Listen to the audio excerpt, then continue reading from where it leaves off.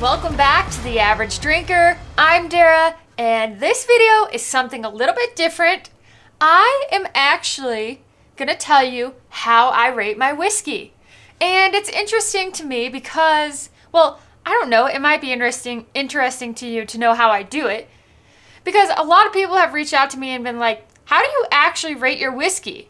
And, well, my answer was, oh, I kind of keep it inside my head. I have a number and then I spit it out. But as we all know, I'm a little bit ADHD and I get a little bit scatterbrained and there's always a million different thoughts going on and squirrels everywhere. So we came up with the scoring system and I'm excited to share it with you so you can kind of understand why I rate things the way I rate them. And for me, I want to rate the whiskey, how the whiskey tastes, how it smells, what the palate's like. I don't want to rate it because of the availability, because of the price. I just want to rate the whiskey for what it is. So that's what I'm going to do in this video. I'm going to tell you how I rate my whiskey. So I'm going to start off by talking about my scoring system. I'm going to put it up on the screen for you so you can see it, and I'm going to kind of just explain what this scoring system's about. So let me grab it here. All right, so I have a scoring system that starts with 0.5 and goes up to 5. And 0.5, as you can imagine, it's bad, right? It's literally the worst. Dickel Tabasco, right? That should only be used for a punishment. So if I give something 0.5 out of 5 corks, then it's really, really bad. Like, I'm comparing that to, like, Dickel Tabasco, Malort. Just freaking, it's just bad. It's bad, right? Okay. Then, I'm not going to read you every single one of these on this list, but I'm kind of going to just give you a little bit of an example of some of them I do. So, next up, I'm going to go to 2.5 corks, right? So, if I give something 2.5 corks, that means it's okay. I could take it or I could leave it. A couple bottles that are a good example of this are Lefroy 10-year, Maker's Mark. You've probably seen my reviews in the past. I'm not a huge fan of Maker's Mark. Some bottles are better than others. And Lefroy 10, I mean, really got that medicinal taste, like a Band-Aid. It's okay. It's fine. I could take it or leave it. If I have a bottle, I have a bottle. So there's that one. And then we're going to move on to getting to 5 corks, right? How does something actually get the magical 5 out of 5? Well, you have to be a unicorn, basically. And by unicorn, we're talking Michter's 20-year, which somehow I actually got to try a pour of that thanks to the 5280 Whiskey Society. It was an incredible pour. I've literally never smelled, tasted, knows anything that is anywhere near as good as this, right? We're talking holy moly, unicorn, best of the best, most amazing, impossible, delicious, whatever. It's freaking delicious.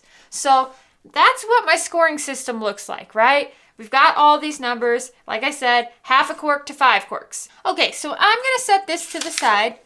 And it's time for me actually to break down my overall scoring system, right? So we have that. We've got the corks. And you can get those corks. But what do those corks comprise of? So I said I'm not going to put like money as a factor. I'm not going to put like availability as a factor. But what I am going to do is basically come up with an overall score, that overall rating I just showed you, by using the nose, the palate, and the finish. So those 3 things, each one of those is going to get a score, right? On the nose, it gets a 3. On the palate, it gets a 3. On the finish, it gets a 3. And then we end up with a 3. So basically what I'm doing is I'm averaging out the scores from the nose, the palate, and the finish. And then I'm coming up with one overall score. Now, if the average comes in between a number or somewhere like that, I'm going to like round to the closest half. So that's how I come up with that portion of the scoring system. Well, not that portion. That's literally how I come up with the scoring system. So now I'm going to give you an example review just so you can see how I actually rate them, right? I'm going to pull this sheet back in front of me so I can kind of use it as a guide. I like to have a guide because, like I said, I get a little bit scatterbrained. So I'm going to rate a whiskey, and I'm going to go ahead and go with the Cooper's Craft 100 proof. Oh, I love Cooper's Craft. I love it. I've never done a review of this one before, I don't think. I think I had it in like one of my budget bourbons. I believe this is like a $32 bottle, but holy moly, from here, like literally from here where I'm sitting to there, I can smell that banana a mile away. It's like the Laffy Taffy, shake that Laffy Taffy, ooh, shake that Laffy Taffy, like a banana Laffy Taffy. Anyone know the song? Or am I like too old for that? Okay, anyhow, so I am going to go ahead and give this one a little bit of mini review, give it a ranking on the nose, the palate, and the finish, and then come up with an overall score so you can see how this works. So let's give it a nose. Ah, shake that Laffy Taffy. Ooh, Laffy Taffy. Oh my gosh. Pure banana, right? On this, I get a nutty banana, good old Brown Foreman. Gotta love it, but I love bananas. Whoa, I just spilled that. My bad. But I love bananas. That's why I can get out of that oaky banana nuttiness, like a banana nut bread. It's a nice nose. I do get a hinge of ethanol. Does not burn my nose hairs. So I say this one on the nose. This one it's good, right? I recommend this one. It's a good nose. Okay, now let's give it a little taste. So I'm going to go ahead. I would say on the nose. Let's give this a 3 on the nose, okay? Yeah, 3 on the nose. It's good. It's good. I'd recommend it. That's what my sheet says. So I would definitely say the nose compares to like Wild Turkey. Yeah, let's give it a swig here.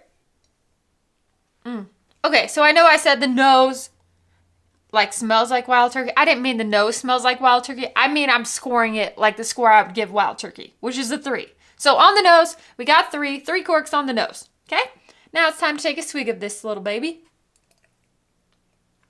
The palate is good. It's not super complex. You get that banana note. You get a little bit of the nuttiness. Tastes fairly good. It's not anything extraordinary, but it's a nice bourbon. I like it. It tastes good. Yeah, still get the banana nut bread, but nothing. It's a sweet. It's just not extraordinary, right? It's just good. It's just good whiskey. So that's why I'm going to give this 3 on the palate. And as for the finish does dry out a hinge. I still get some of the banana nuttiness that continues through on the tongue. It's warm. So again, it's good, right? So it's good. So on the nose, I gave it 3. On the palate, I gave it 3. And on the finish, I'm just going to stick with that 3, that magical 3 number, and give it a 3 because it's good. And I would recommend this.